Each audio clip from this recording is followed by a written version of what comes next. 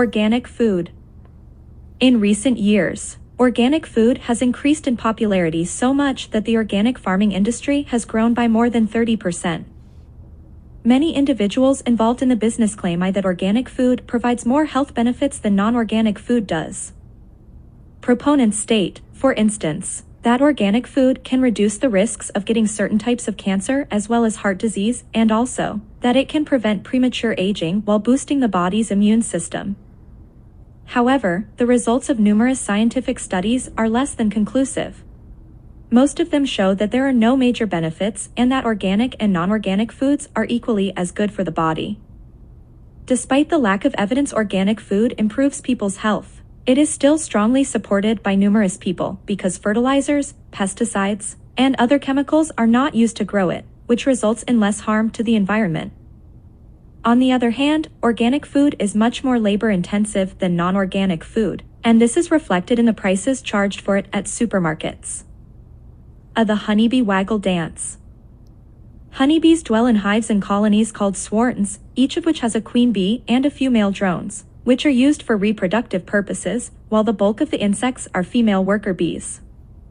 Occasionally, a swarm becomes too large for its hive, so the honeybee colony divides into two as half the bees remain in their home whereas the other half leave to establish a new swarm.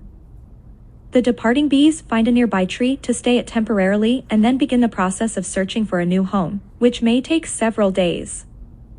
This task is given to selected honeybees called scouts, which fly away in every direction to discover a suitable place to construct their hive.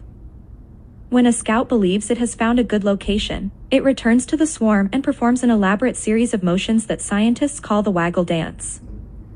The scout moves in a figure-8 pattern on the side of the swarm that it wishes the rest of the bees to follow. However, the swarm will not move until most of the other scouts return and perform dances of their own.